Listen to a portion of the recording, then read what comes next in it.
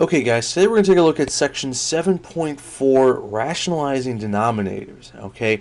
And we'll actually get to that in a little bit. The first thing I'd like to do though is take a look at this opener. This is actually a really good geometry review problem, something I think that a lot of us are pretty good at, okay? Lines M and N below are parallel and lines X and Y are transversals. What is the value of A? It's actually alpha, the Greek letter for A, but we'll just call it A to make our lives a little bit easier here. Okay, so let's take a look at what we have in this problem. Okay, we have a couple angles, right? Okay, we have a 60-degree angle, top left corner, 40-degree angle in the bottom right corner, or sorry, in the top right corner, excuse me. Alpha is kind of in the middle here, this letter A. All right, now, there's a few ways to go about this, okay? Hopefully a lot of you guys are thinking, oh, you know, measure of a straight line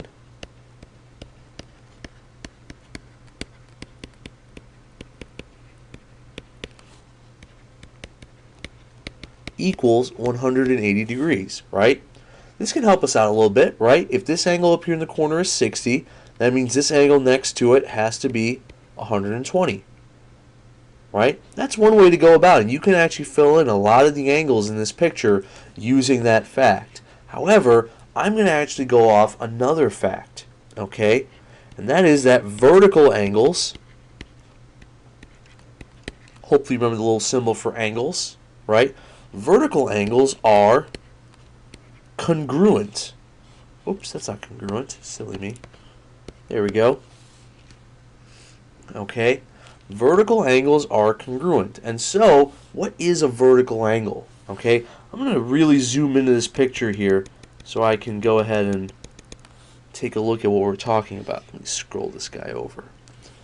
Okay, so here's what we're looking at. Alright, vertical angles. A vertical angle for this 60-degree angle, for example, is going to be this one right here. Right? They're kind of the two angles opposite each other in the X here, right? The X that's formed by line X and line M. 60 and this other angle here is also going to be 60 degrees, right? These are vertical angles. These are going to be congruent, so they're going to have the same measure. Now, look at the same thing with the 40-degree angle. I'm actually going to give this a different congruency mark. I'm going to give this the double dash there. Okay? And that's going to be the same as that angle, which is 40 degrees. And now for alpha, so alpha's already got a little curl here. I'll put a line through that, right? Alpha is going to be vertical angles with this one right here. So if I can figure out the measure of this angle, right, that's going to give me the same measure as angle A, or alpha. That's still not a good alpha. That's better. Okay, so let's figure out this angle. And now I'm going to need to know another fact. Okay, and that is, right, the angles in a triangle, right? I have a little triangle in the middle of a picture here. In a triangle, add up to, hopefully we remember this, also 180 degrees. Okay, so I'm actually going to redraw this triangle on the inside part here, down here at the bottom, right? Here's my triangle. I got a 60-degree angle, I got a 40-degree angle, and I got the third angle here, which I'm going to call X now, right? This is the one we want to solve for, because this is going to be the same thing as alpha, right? So, I know the three angles in this triangle have to add up to 180. So, 60 plus 40 plus X have to equal 180. Add these together. 100 plus X equals 180. Subtract 100 from both sides. And you get X equals 80 degrees. Right? And now, again, if we look back at the picture up here, right, this bottom angle of the triangle, which we call X, right, it's going to be the same measure as angle A right here, this alpha. Okay, so measure of this angle is going to be C 80. Okay? So a couple of geometry facts that are really going to help us out here. Right? And let me see if I can get this up. There we go. Angles in a triangle are going to add up to 180 degrees. Okay? Measure of a straight line, also 180 degrees. And vertical angles are congruent. Okay? If you know these three things, this is definitely going to help come ACT time. Okay? Alright. So, that's all the geometry review for today. Okay? Let's go ahead and move on back to radicals. Yeah, there we go. Alright. So let's see what we got. Okay? So, before we get into new stuff, okay, a little bit of quick review. Alright? Not going to spend too much time on this, right? We know how to do this. Okay? Let's go ahead and do some simplifying here. Let's look at example 2. Okay? Square root of 12x to the 7th times y to the 4th. And now, I said square root, right?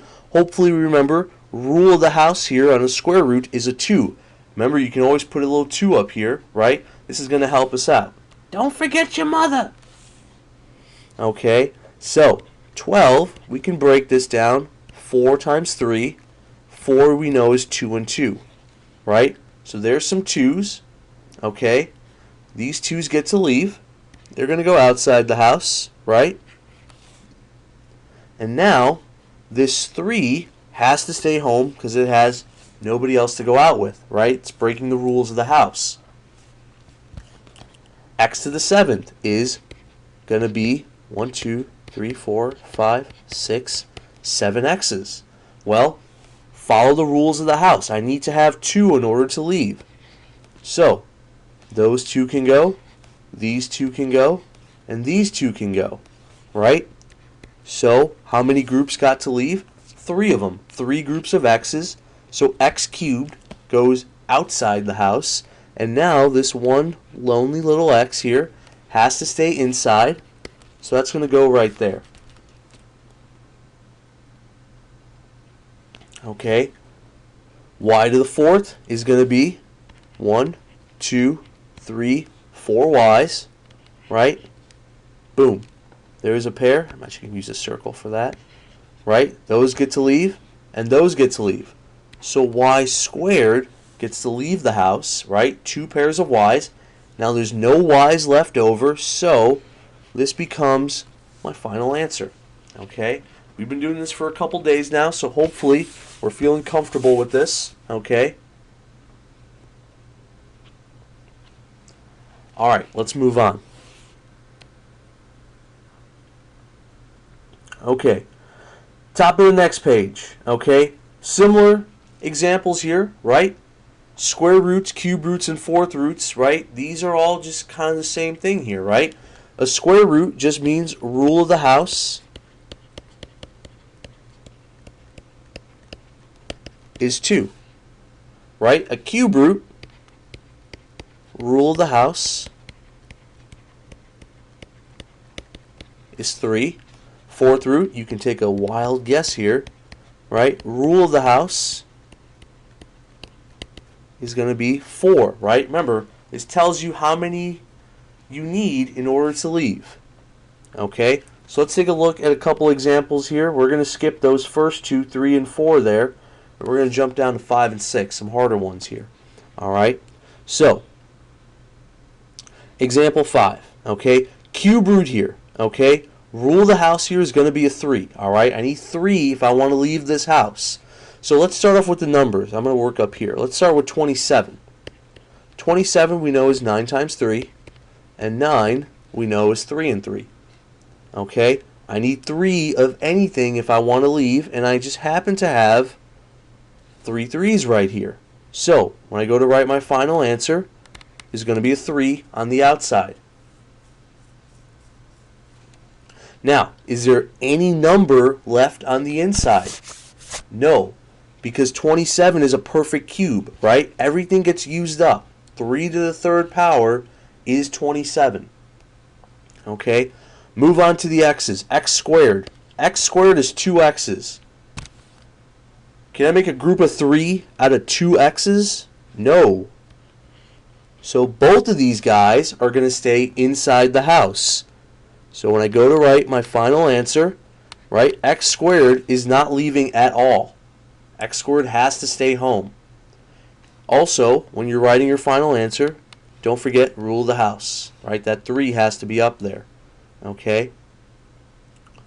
And now, last one here, y to the 7th is 1, 2, 3, 4, 5, 6, 7 y's. How many groups of 3 can I make out of 7?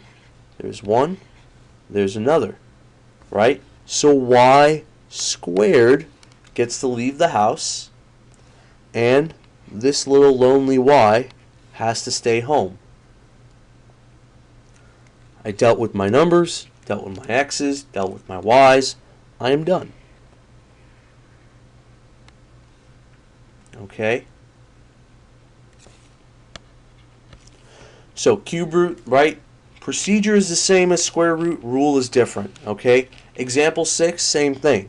Alright? Except here, this is a 4th root. Rule of the house is 4. So I need 4 if I want to leave. Okay? Let's do our trees. 16 is going to be 4 and 4. Okay? Now, this is not a square root, so I can't just go, oh, okay, there's going to be a 4 on the outside. No. I got to keep breaking this down. This is 2 and 2. This is 2 and 2.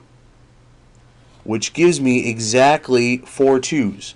So when I go to write my final answer, there better be a 2 on the outside. Okay? Now, let's move on. Okay? This is a 2 to the 4th is 16, right? So numbers get used, nothing left inside the house. Let's look at a to the 5th. A, and another A. 5 A's. Sorry if those look like 9's. They're A's, I swear. Okay? Here's a group of 4 A's. A gets to leave the house, right? However, one lonely A has to stay home with their mother. Okay? They're staying inside the house where you don't forget the rule of your mom's house. She knows when you forget those rules. Okay? B to the 8th. 1, 2, 3, 4, 5, 6, 7, 8. There's a group of 4. Here's a group of 4. Right? 2 groups of B's get to leave this house. B squared on the outside. No B's left inside. All the B's got used up. Here's my final answer. Okay? Don't overthink these, right? Just think of the rule of the house. Okay? It's all you need to know. Alright. Let's keep moving on. Okay? Let's review negative numbers. Okay? Square root of negative 9. Okay? Now, common answers here are negative 3 and positive 3. Well, let's check both of these answers. Right? If the square root of negative 9 was negative 3, that would mean that negative 3 times negative 3 would equal negative 9. We know this is not true, right? Because when you multiply 2 negatives, you get a positive number. So this is not correct. And if you say it's positive 3, well, that would mean that 3 times 3 would give us a negative 9. Again, we know this is not correct because you can't multiply 2 positives and get a negative number. Okay? This is no solution.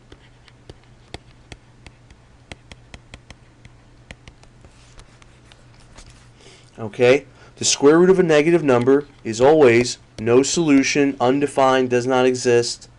Okay? There is no number that will work here. Alright? Now, example 8 is a little bit different because you have to pay attention to the rule of the house. Cube root of negative 8. Okay? Now, let's do a factor tree for 8 real quick. 8 is just 2 times 2 times 2. Rule of the house is a 3, right? Here I have 3 2's, so I can take this 2 on the outside. Now, the negative here is going to come along for the ride. Okay? And here's why. So negative 2 is my answer, and that's because negative 2 times negative 2 times negative 2 is going to equal negative 8. When you multiply three negatives, you still get a negative. Okay? So, the cube root of a negative is just going to be a negative answer.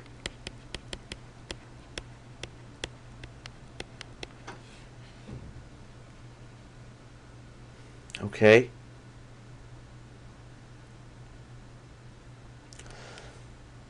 Now, take a look at both of the U-try problems here on your own. Okay, these shouldn't take you too long.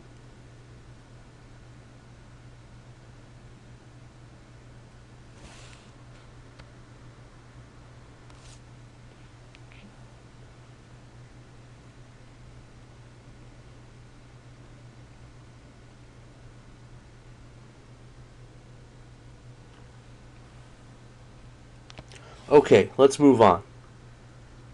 Alright, top of the next page. Dividing radicals. Okay? If you have a fraction inside of a radical, doesn't matter what the rule of the house is, okay? What you can do is you can always break this up into two separate radicals with the same rule of the house. So here we're looking at square roots, right? So I can break up the square root of a over b into the square root of a divided by the square root of b. Okay? Now, how is this helpful? Let's look at example 9. Okay? The square root of 2/9. Anybody know square root of 2/9? Yeah, I didn't think so. Okay? It's going to be a pretty ugly decimal if you plug this into the calculator. However, if you break this up into two separate radicals, right? You get the square root of 2 over the square root of 9. Now, square root of 2, you can't really do anything with that, right? However, we all know the square root of 9 is 3. And so that is our final answer. Okay? So pretty easy to simplify once we break it up. Okay? Now, example 10, however, is trying to be a little bit tricky. Because if you break this up, right, then you have a root 2 on the bottom here. And I don't know about you guys, but we haven't quite gotten to this yet and what to do with this root 2. So instead, let's look at another way we can do this. Okay? I still have the 3 here, okay? Now, you don't always have to follow this rule because sometimes you can just simplify the fraction. 8 divided by 2 is just 4. And now we have inside of the radical here the square root of 4, which we know is 2. And so this problem becomes 3 times 2, which is 6.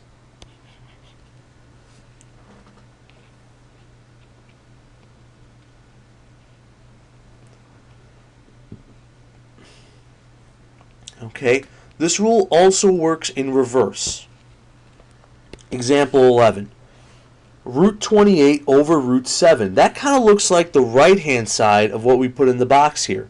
Okay? So what this means is I can rewrite this as one radical with one fraction in it. 28 over 7. Well, 28 divided by 7 is just 4. And so again, inside here I have the square root of 4, which we all know is 2. Problem solved. Okay? So, like the hint here says, okay, always look for the easiest way to simplify. Okay? We want to try to make this easy on us. Alright? So sometimes it's going to be beneficial to split it up. Other times it's going to be not, right? Just simplify the fraction. And other times you're going to want to combine it into one fraction and then simplify it. It's going to be up to you to determine which method is best. Okay? Alright, let's take a look at what we really came here to see, okay? Rationalizing denominators, part 5. Okay? Denominator refers to bottom of the fraction, we know that. Okay?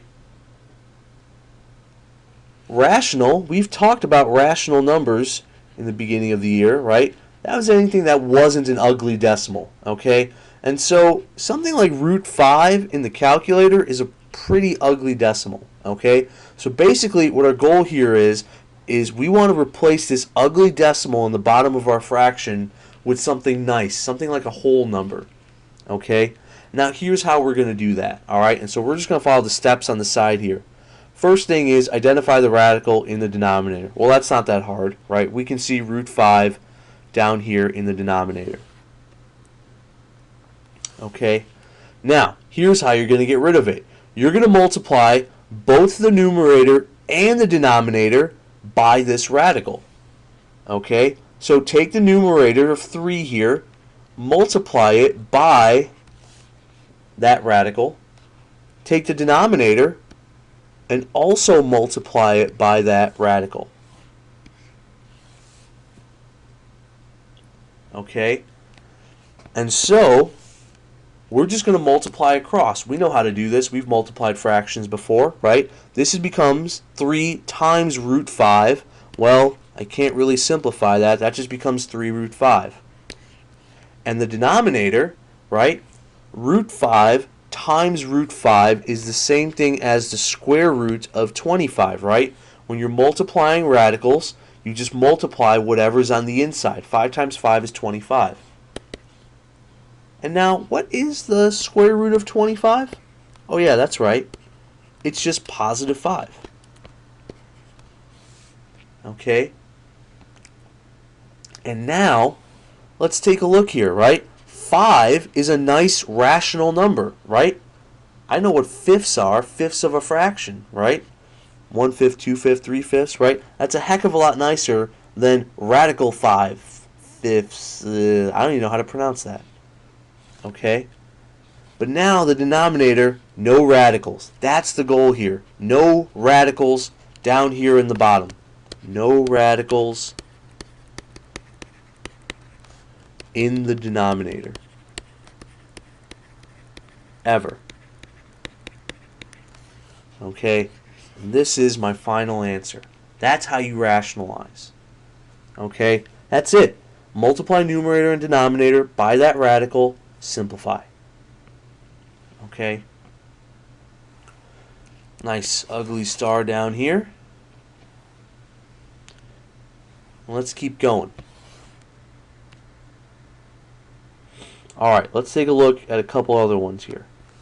Okay? Let's look at 13.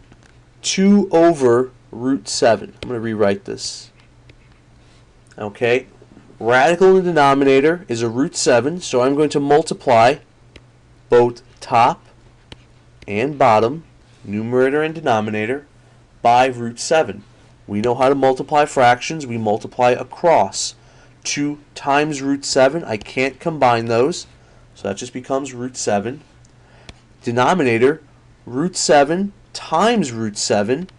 You multiply what's on the inside. 7 times 7 is 49. Radical stays. So this becomes 2 root 7, and now we all know the square root of 49 is just a 7. Denominator no longer has a radical, and therefore I am done.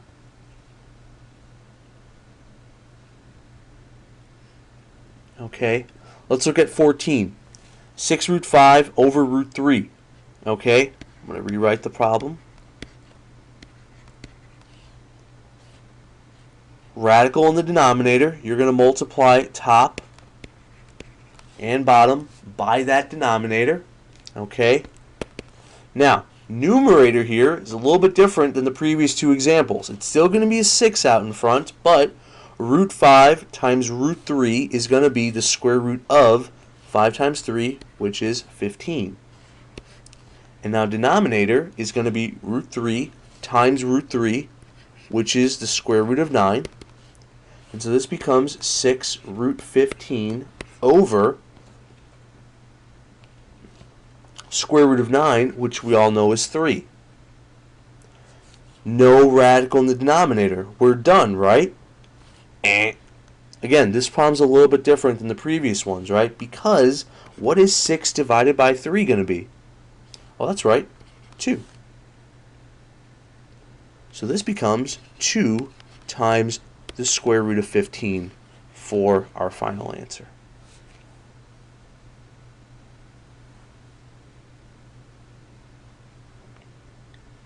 Okay. All right. Let's take a look at the next two. Okay. 15. Square root of 72 over 5. Now, this is one where we talked about the dividing property earlier for radicals, right? Let me rewrite this as root 72 over root 5. Okay. Now, I have a radical in the denominator. Okay. So I want to get rid of that. However, before I do that, root 72 here is kind of annoying me. Okay. I think I want to get rid of that first before we try to rationalize the denominator. Okay. Let's do a factor tree for 72. I'm going to do that down here. Okay. 72. Ooh. Try to think of a nice perfect square that can go into 72. 9 and 8 is good. But what about 36 and 2? Because we know 36 is going to be 6 and 6, right? So 6 is going to come out. 2 is going to stay on the inside, right? So I can rewrite this as 6 root 2 over root 5.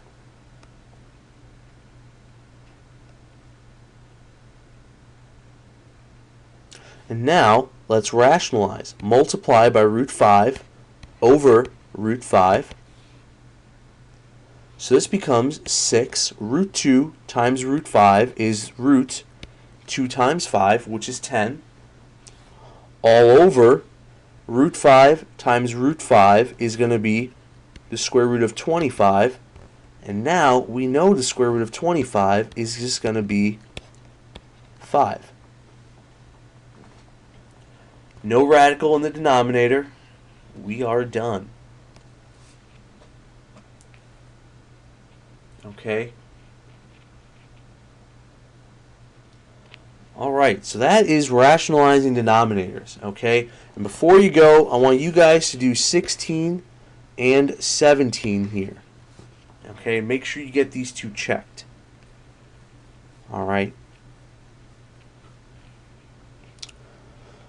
Okay. Thank you guys. Job well done.